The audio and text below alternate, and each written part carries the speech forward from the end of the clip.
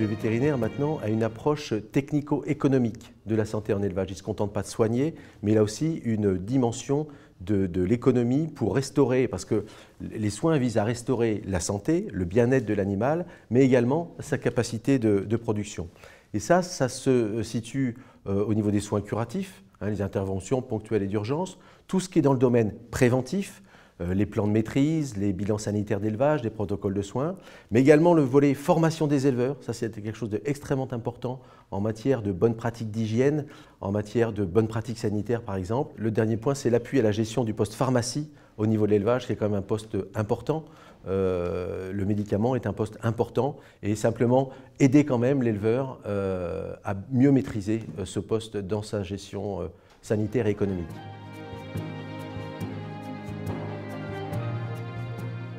Ça passe par l'implication dans des plans collectifs qui sont mis en place soit à l'échelon national, soit dans les régions, des plans de prévention et de lutte contre les maladies animales.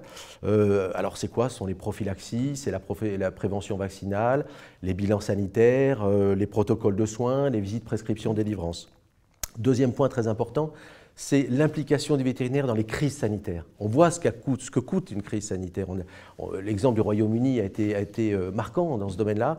Eh bien, je pense que le vétérinaire est un élément moteur par sa rapidité d'action, par son efficacité pour maîtriser au mieux une crise sanitaire et minimiser les coûts induits.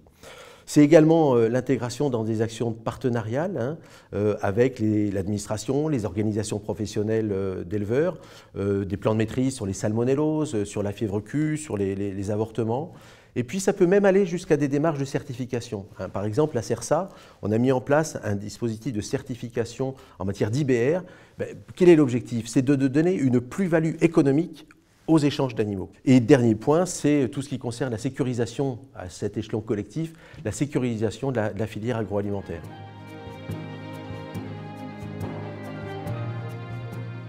Le médicament, c'est un outil au service du praticien pour restaurer la santé, le bien-être, la capacité de production des animaux. Et ça suppose la mise en œuvre de bonnes pratiques de prescription et de délivrance du médicament vétérinaire cette prescription-délivrance qui est l'aboutissement d'un acte dans une exploitation, d'un acte intellectuel, d'un acte physique et l'aboutissement d'une démarche diagnostique. Pour ce faire, le vétérinaire a un certain nombre d'atouts. C'est d'abord une formation initiale et une formation continue adaptée.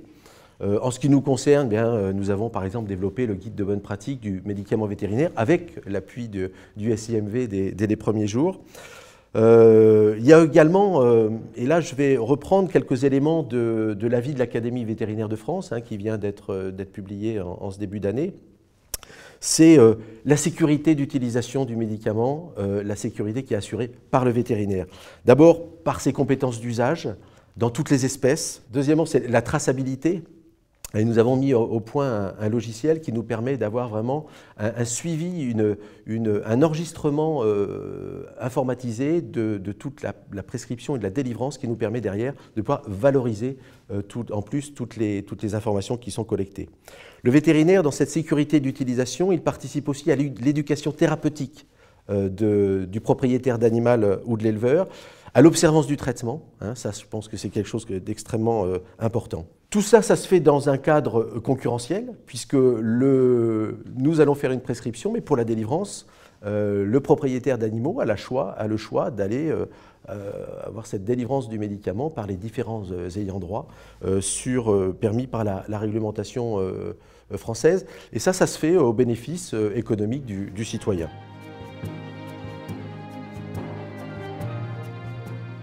Il y a deux points très importants sur lesquels je voudrais insister dans la relation entre le vétérinaire et le médicament et l'industrie du médicament vétérinaire. C'est la lutte contre l'antibiorésistance.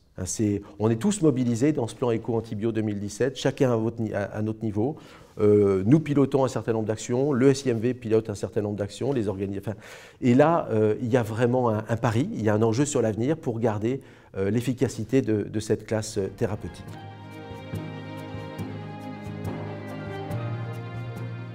Le vétérinaire participe à l'évaluation permanente de la pharmacopée et par cette connaissance de tous ces atouts que l'on vient de présenter.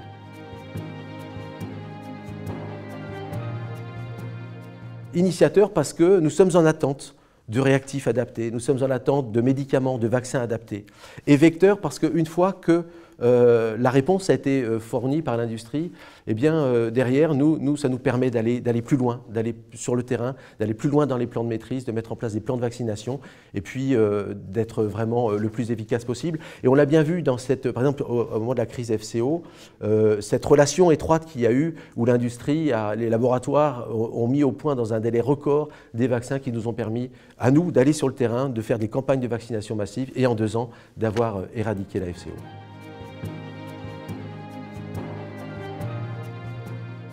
Les vétérinaires sont répartis sur l'ensemble du territoire et donc ils constituent un réseau d'épidémiosurveillance qui permet d'intervenir aussi bien en matière de santé animale, de santé publique, de lutte contre les zoonoses et puis de sécurité sanitaire des aliments. Alors au final, on pourra dire que le vétérinaire est un acteur majeur pour la santé animale et le bien-être animal. Pour la santé publique, c'est-à-dire sécurisation des filières agroalimentaires, que ce soit en sécurité alimentaire ou en sécurité sanitaire des aliments. Un acteur majeur en matière d'environnement, il contribue à l'optimisation des conditions d'élevage pour limiter l'impact de l'élevage sur l'environnement. Et puis enfin, c'est un acteur majeur en matière de compétitivité pour l'économie de la ferme France et puis pour l'économie nationale dans la balance des échanges et des exportations.